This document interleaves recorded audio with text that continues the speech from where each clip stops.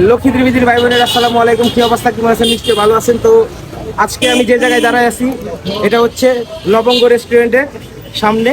তো আজকে আমি এই জায়গায় কেন দাঁড়ায় আছি রাত 10টার দিকে, আসলে এই পৃথিবীতে ভালো মানুষ আছে বলেই আজকে এই পৃথিবীটা বেঁচে আছে। আর এই পৃথিবীতে এখনো মায়া চলে যায় নাই। কিছু কিছু মানুষের কারণে এখনো মানুষের মায়া পৃথিবীতে রয়ে গেছে, তার বাস্তব প্রমাণ আজকে এই যে আমার সামনে, আমার পিছনে দেখতেছেন যে ভাইয়েরা আজকে খাওয়া দাওয়া করতেছে। এটা কিন্তু আসলে নিয়মিত চলে আসতেছে, একদিন, 2 দিন, 3 দিন না, বিগত 3 বছর ধরে কন্টিনিউ, এবং কি ঈদের দিন পর্যন্ত তাদেরকে এই নিয়মিত খাবার দেওয়া হয়। এটা কার্যক্রম পরিচালনা করে আমি যে রেস্টুরেন্টের নিচে দাঁড়িয়ে আছি, লবঙ্গ রেস্টুরেন্টের মালিক বেন্টু আঙ্কেল। তো বেন্টু আঙ্কেলকে অসংখ্য অসংখ্য স্যালুট যে উনি এই কার্যক্রমটা চলমান রাখছে। তো আজকে আমি ওনাদের সাথে আমি নিজেও বসে খাবো, কারণ এই খাবারটা যদি আমি না খাই এটা মনে শান্তি পাবো না। তো আর বেশি দেরি করবো না, খাবারের প্লেট টেলে সবাই দিয়ে দিছে, আর এটা নিয়মিত কন্টিনিউ হয়। আপনারা যদি মনে করেন যে এখানে এসে দেখবেন তো দেখতে পারেন। তো রেস্টুরেন্ট এবং বেন্টু কাকার দীর্ঘায়ু কামনা করে আমি আমার খাবার খাওয়ার জন্য আমি রেডি হচ্ছি। আমি এখন যাচ্ছি, তাহলে চলুন, লেটস গো।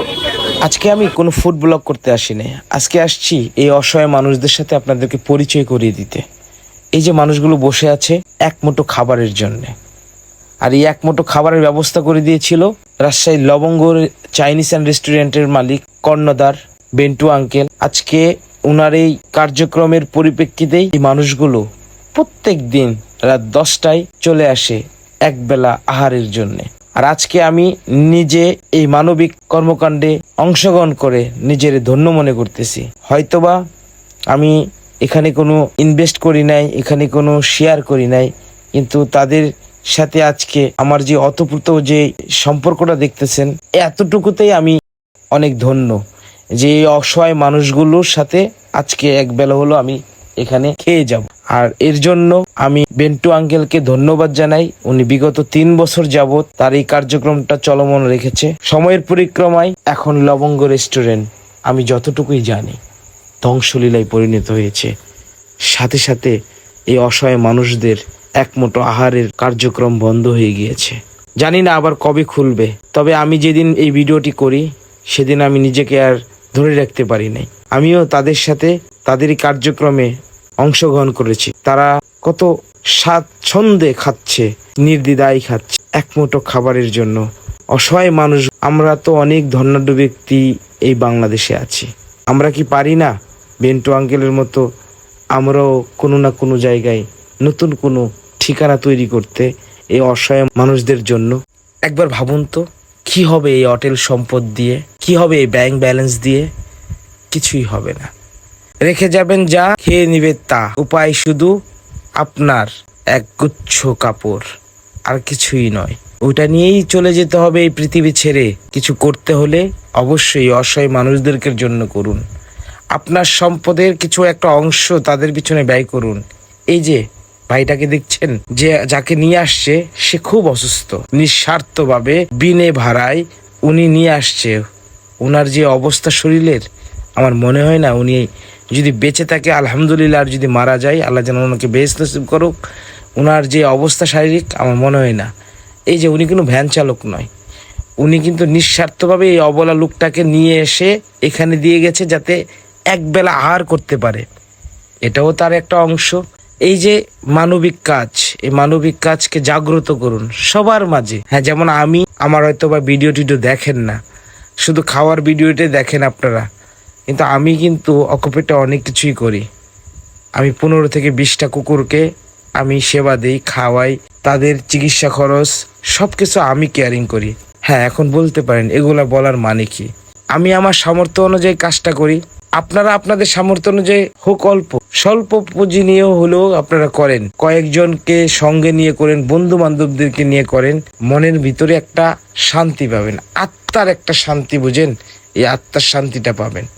আমি যে জায়গায় যাই, আমার কাছে দাঁড়ানো, আমি একা দাঁড়িয়ে থাকলে আমার কাছে একটা না একটা কুকুর চলে আসে, জানি না কেন চলে আসে। আমি যে তাদের সেবা করি, তারা হয়তো অবলা প্রাণীগুলো বুঝতে পারে।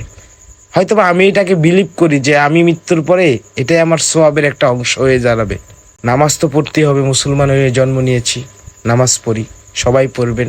আর যারা অন্যান্য ধর্মের আছেন তাদেরকেও বলবো তাদের ধর্মকে সম্পূর্ণ সম্মানের সাথে দেখতে, এবং যার যার ধর্মের যে কার্যক্রমগুলো সবাই করবেন। তার পাশাপাশি এই অসহায় মানুষদেরকে আপনার অটেল সম্পত্তির কিছু একটা অংশ তাদের পিছনে ব্যয় করুন। আমার মনে হয় অ্যাটলিস্ট জীবনের কিছু একটা করে গেলেন, ইহকালেও পাবেন পরকালেও পাবেন। তো মোটামুটি আমি যে খাবারটা খাচ্ছি আলহামদুলিল্লাহ, এই খাবারের তুলনা হয় না। আসলে এটার মধ্যে আল্লাহর একটা নিয়ামত রয়ে গেছে।